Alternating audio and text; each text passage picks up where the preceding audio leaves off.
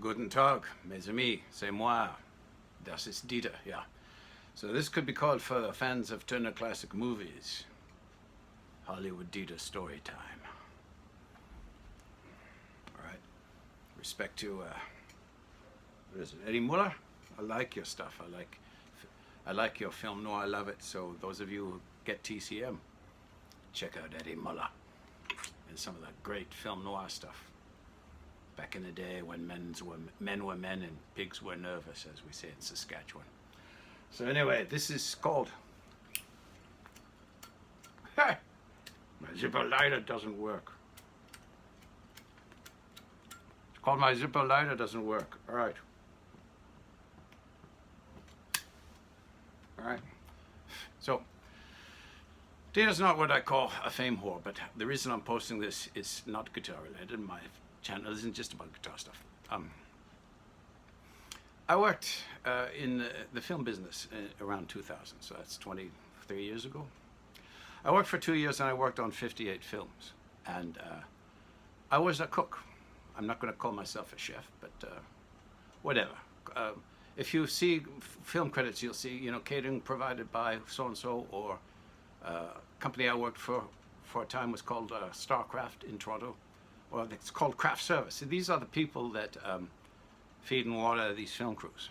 And I always laugh, so all these people think, how well do you know your celebrity? Because I actually worked with these guys. Now, I'm not going to say I'm on a first name basis with them, because that's just bullshit. But when you work 120-hour weeks, when you work 7 days straight, most of the shots were 4 to 6 weeks, most of the shoots were 4 to 6 weeks, and you get to know some of these people, you know, because I've had lots of one-on-one conversations with the two people I'm going to share in this little Hollywood, North Hollywood story, James Woods and Dan Ackroyd.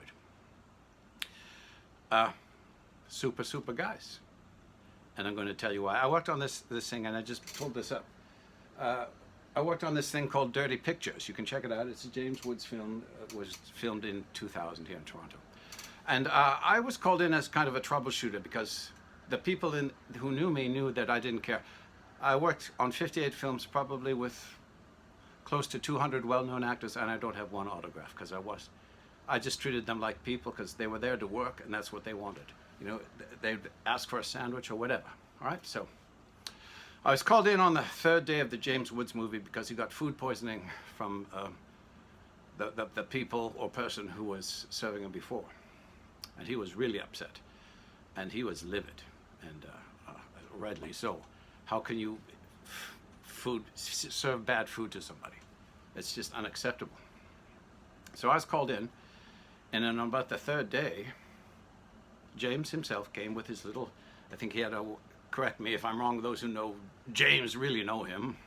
He had a little Pekingese dog or something like that, or could have been a Shih Tzu. I think it was a Shih Tzu, sweet dog.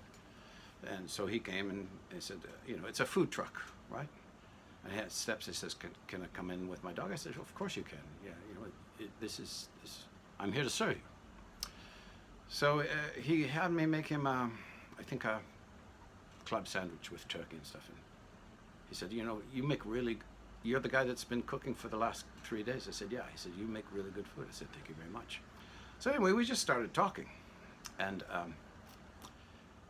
I think the next day he came on and he said, Randy, do you mind watching my dog while I do this scene, because I think his assistant was busy with something else. So I said, of course not. So he had me come on the set, and it was a very long speech.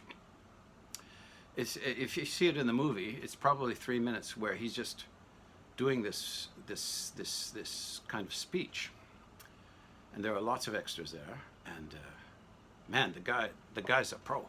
He just nailed it. And he looked at me, kind of gave me a wink. He said, "How was that?" He asked my opinion. I said, "I just give him, right?" Had his little dog here. So the director says, "Well, let's do it again." And James just said, "Why? What was wrong with that?" "Well, nothing." So he says, "So why are we doing it again? Let's just move on." And then the director said, "Well, we're going to shoot another one for safety, right? The directors will say that sometimes. So James said, well, was there, we were near the airport, Toronto, Pearson International Airport. He said, well, was there background noise? No. And the extras were quiet, so there was no background noise. So then James said to this director, who was probably, younger than James, he said, so did you change the film roll? I didn't hear you call out to the camera guys to change the film roll. He says, well, no. So he says, so we're not doing it for safety, are we? So then he just said, quit wasting my time. I'm going back to my trailer. And when you're ready to do the next scene, let's do the next scene. And off he went. And people will say James Woods is an asshole. No, he's a professional, and you were wasting his time. And he had done his work, and he had rehearsed it, and it was flawless. Sound check was good. The rush check, on the video, on the monitor was good. So why are we doing it again? Huh? And I'll tell you, we had lots of good conversations. He's a very bright guy. I think he has the highest IQ in Hollywood. And, I'm not tooting my own horn, but I think James Woods' IQ is 165. Mine's been tested twice, 148 and 152, in case you are curious about that. Because Dieter doesn't lie, he embellishes, but he always tells the truth. And then I have this to say about Dan Ackroyd. I was working on a film, I forget what it was around the same time. And I was running my ass off. If you're